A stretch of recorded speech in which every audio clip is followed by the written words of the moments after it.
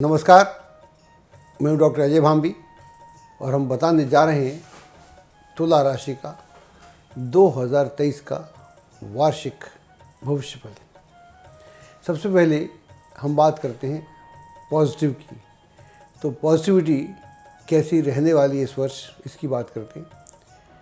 अगर हम वर्ष की शुरुआत करें जनवरी से लेकर अप्रैल के मध्य, तो ग्रह स्थिति को साधते हैं। तो यहाँ पर जो बृहस्पति की स्थिति है वो आपकी राशि से छठे भाव में चल रहा है। वर्ष की शुरुआत में वहीं आपको मिलेगा और फिर वो 22 अप्रैल को सप्तम भाव में यानी मेष में आएगा।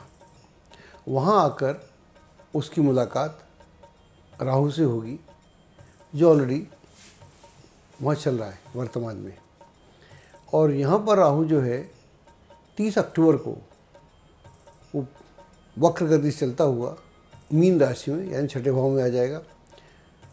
और शनि जो है वर्ष की शुरुआत में तो मकर में है, चतुर्थ भाव में है, लेकिन 17 जनवरी को वो पंचम भाव में आ जाएगा। तो अगर हम बात करें जनवरी से लेकर अप्रैल के मध्य की, तो यहाँ पर जो ग्रह स्थिति है बहुत माकूल नहीं है, बहुत सहयोगी नहीं है। जब ऐसी स्थिति होती है तो एक अजीब सी स्थिति पैदा होती है।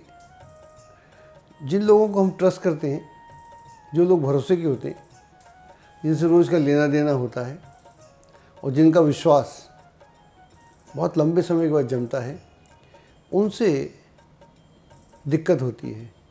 कई बार वो षड्यंत्र भी कर लेते हैं, कई बार वो खिलाफत भी करते हैं, कई बार वो दिक्कतें भी पेश करते हैं। तो ऐसी स्थिति आएगी। अब इस स्थिति से अब निकल लेंगे, ऐसा नहीं है कि फंसे रहेंगे। कुंठा यह रहेगी कि जिन लोगों को हमने ट्रस्ट किया, जिनके साथ दोनों ने वादे किए, लेन देन था, संबंध थे, अंतरंगता थी, तो ऐसा क्या हुआ, तो ये वेदना तो झेलनी पड़ेगी। लेकिन नुकसान नहीं होगा, इसके फ़ायदे भी हैं कि पहले बोला करते थे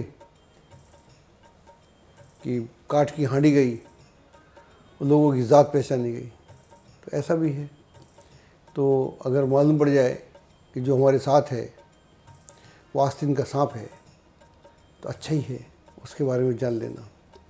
अप्रैल से लेकर दिसंबर तक का समय बहुत अच्छा है।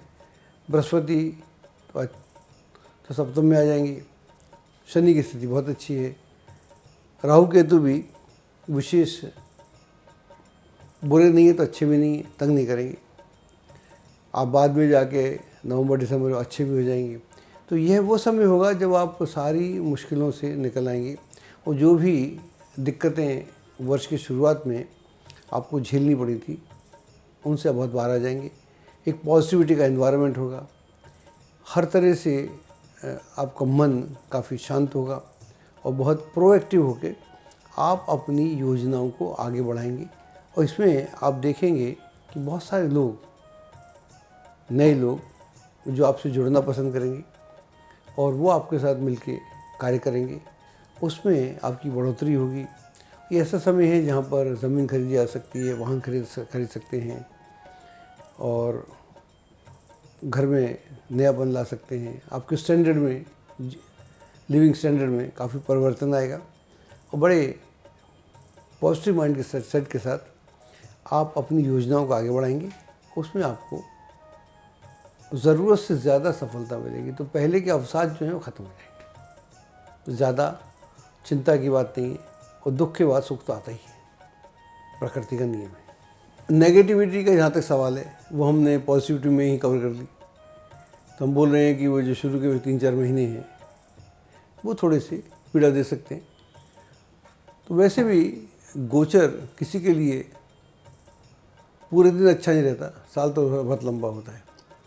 अप्स एंड डाउन ज़िंदगी में चलते रहते हैं और अगर ज़िंदगी में विरोधाभास नहीं है तो जीने का मज़ा भी नहीं है। तो शुरू के 3-4 महीनों में जैसा कहा गया, उसमें थोड़ा धैर्य, संयम और अपने पर नियंत्रण रखने की आवश्यकता है। और उसके बाद कोई दिक्कत विशेष नहीं आएगी।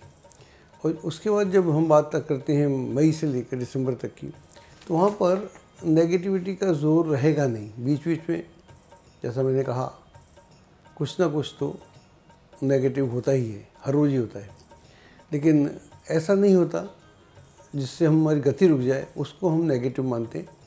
और इस बीच में अगर नेगेटिविटी होगी तो कोई ना कोई साथ देने वाला भी होगा।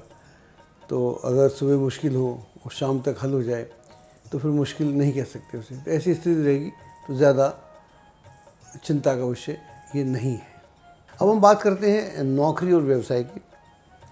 तो जनवरी से लेकर अप्रैल तक का समय है, इसमें थोड़ी सी असुविधा, थोड़ा भ्रम रहेगा। व्यवसाय के मामले में भी, प्रोफेशनल लाइफ में थोड़े चैलेंजेस ज़्यादा होंगे। अगर आप नौकरी में हैं तो आप देखेंगे कि जिन अधिकारियों के साथ, सहयोगियों के साथ एक आपका अच्छा इक्वेशन था, तालमेल था, सडनली उन्हें कुछ आपके बारे में कन्फ्यूज़न हो गया है या कुछ लोगों ने आपकी खिलाफत कर दी है, तो ऐसी स्थिति अवश्य देखने को मिलेगी। तो यहाँ पर थोड़ा मन खट्टा रहेगा। कुछ आपके ही साथी नौकरी आदि में आपके अधिकारियों को आपके खिलाफ भड़काने का प्रयास करेंगे। संभवतः अधिकारियों का व्यवहार भी खराब हो सकता है, लेकिन इससे कुछ ज़्यादा फ़र्क पड़ेगा नहीं। अगर इस दौरान में आप नौकरी बदलने का मन बना रहे हैं, कहीं और जाने का मन बना रहे हैं, तो हमें लगता है कि यह विचार अभी छोड़ देना चाहिए। उसके लिए ये समय बहुत मुनासिब नहीं है। अगर अभी प्रयास करेंगे तो आपको सफलता नहीं मिलेगी, तो फिर उससे एक खिन्नता बढ़ती है। अगर आप व्यवसाय में हैं तो जो आपकी व्यवसायिक स्थिति है उस पर नियंत्रण रखने का प्रयास करें और देखिए लूप होल्स कहाँ पर है, क्या मिसिंग लिंक है और क्या आपसे मिस हो गया है, ये क्या ज़्यादा हो रहा है। तो उन दोनों को संभालने से भी काफ़ी लाभ होगा आपको। और नए इन्वेस्टमेंट के लिए अभी उचित समय नहीं, अच्छे समय का इंतज़ार करना चाहिए और जो है उसे समेटना चाहिए और उससे कैसे बेटरमेंट हो इस पर ध्यान देने की आवश्यकता है। अब अगर बात हम करें कि मई से लेकर दिसंबर तक का समय, तो यह जो समय है नौकरी व्यवसाय के लिए बहुत ही उत्तम है। नौकरी में आपको, वर्तमान नौकरी में आगे बढ़ने के अवसर प्राप्त होंगे। जो पहले गलतफहमी हो गई थी अधिकारियों के साथ या सहयोगियों के साथ, वो स्वतः ही समाप्त हो जाएगी। ऐसा लगेगा जैसे कुछ था ही नहीं, फिर बादल थे,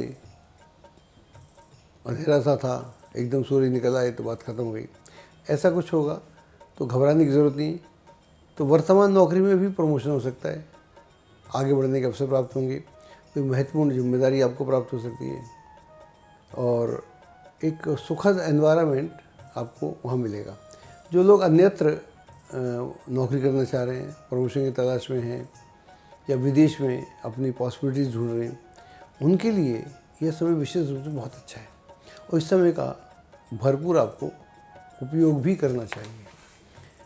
और अगर आप व्यवसाय में हैं तो वर्तमान व्यवसाय को फैलाया जा सकता है और उसमें इजाफा करना चाहते हैं, कुछ जोड़ना चाहते हैं, नयापन लाना चाहते हैं, तो उसके लिए आपको माहौल मिलेगा। अगर आप बैंक या वित्त संस्थान आदि से ऋण आदि और भी सहयोग प्राप्त करने के इच्छुक हैं तो इस दिशा में भी आपको अधिक दिक्कत नहीं आएगी। और जो लोग नया स्टार्टअप या कोई नया काम करना चाह रहे हैं उनके लिए भी ये समय बहुत अच्छा है और यहाँ पर इनकम आपकी बढ़ेगी और इनकम बढ़ेगी तो उसका सीधा सा रिज़ल्ट आपके लिविंग स्टैंडर्ड पे आएगा। पारिवारिक वातावरण बड़ा सुखद रहेगा और परिवार में भी आप बहुत कुछ रहन सहन पे खर्च करेंगे, वाहन आदि खरीद सकते हैं और ज़मीन जायदाद की खरीद फरोख्त से भी लाभ अर्जित किया जा सकता है। इस समय का भरपूर आप लाभ उठा सकते हैं। अब हम बात करते हैं लव लाइफ की। अगर आप लिव इन में हैं, प्रेम प्रसंग चल रहा है, तो स्पेशली जनवरी और अप्रैल के मध्य अगर कोई इश्यूज़ हैं, मनमुटाव है, तादात्म्य नहीं है, अच्छी अंडरस्टैंडिंग नहीं है, तो ऐसी स्थिति में क्या होता है कि आदमी ज़्यादा सोच विचार नहीं करता, अपनी धुन में रहता है। अक्सर देखने में आता है कि आदमी अपनी धुन में रहता है और उसकी संवेदनहीनता हो जाती है और वो दूसरे को तो समझता नहीं है, न दूसरे के मन की बात समझे, और अपने मन की बात उस ज़ोर से कहना चाहता है या फोर्सफुली मनाना चाहता है। और जब आप ऐसा करते हैं तो दूसरा भी वैसी ही मानसिकता लेके बैठा हुआ है। दूसरा भी आपको बहुत ज़्यादा आपकी आरती उतारने के मूड में नहीं है। तो ऐसी स्थिति में जब हम किसी से एंगर से बात करते हैं, गुस्से से बात करते हैं, ईर्ष्या से बात करते हैं, घृणा से बात करते हैं, तो दूसरा हमको लड्डू देने वाला नहीं है, याद रखिएगा। दूसरा ऐसे आपकी आरती उतारे, लड्डू दे, तो वहाँ पर अगर छोटी ईंट मारेंगे तो बड़ी ईंट से मुकाबला करना पड़ेगा, तो वहाँ संबंध विच्छेद हो सकते हैं, ध्यान रखिएगा। तो लिव इन ख़त्म हो जाएगी सडनली, पता भी नहीं चलेगा। और जिन लोगों की शादी में ऑलरेडी तनाव है या लैक ऑफ अंडरस्टैंडिंग है, उनके लिए भी हमारी ओर से हिदायत है कि इस समय में थोड़ा संयम से काम लें और हदें ना क्रॉस करें, वरना बेहद हो जाओगे। अब हम बात करते हैं लव लाइफ की ही, लेकिन मई से दिसंबर तक की। तो यहाँ पर जो पहले की असुविधा थी उससे तो राहत प्राप्त होगी। अगर पहले बिगाड़ नहीं हुआ, अब बिगाड़ नहीं होगा, अब तो नॉर्मल सी क्रिएट हो जाएगी। और कुछ लोगों के लिए नई लव लाइफ शुरू होगी। जो लोग विवाह के इच्छुक हैं उनके लिए विवाह का बहुत बड़ा प्रबल योग बन रहा है और इस वर्ष विवाह होने की पूरी संभावना है। किसी भी तरह का प्रणय संबंध हो, चाहे प्रेम का हो या विवाह का हो, उन दोनों में काफ़ी अच्छापन देखने को मिलेगा और टुगेदर यात्राएं भी होंगी, मन भी आपका प्रसन्न होगा, बहुत सारी नई चीज़ें आप एक्सप्लोर करेंगे। तो यह एक सुखद समय है जिसको एंजॉय किया जा सकता है और उसका भरपूर लाभ भी उठाया जा सकता है। अब हम बात करते हैं स्टूडेंट्स की, विद्यार्थियों की। जनरली जो हम समझ पा रहे हैं, मेन एग्ज़ाम जो होते हैं वो जनवरी से अप्रैल के बीच में होते हैं। वहाँ पर जो ग्रह स्थिति है वो आपकी बहुत अच्छी नहीं है। अगर आप कोई भी मेन एग्ज़ाम दे रहे हैं जिससे आपके कैरियर को दिशा मिलती है या अच्छी यूनिवर्सिटी जाना चाहते हैं, विदेश में पढ़ना चाहते हैं, तो फिर अपने प्रयासों में कमी ना आने दें। और जो भी ऑलरेडी कमियां हो रखी हैं उन्हें पाटने का प्रयास करें, उन्हें ख़त्म करने का प्रयास करें। तो ऐसा करेंगे तो आपको सफलता प्राप्त होगी।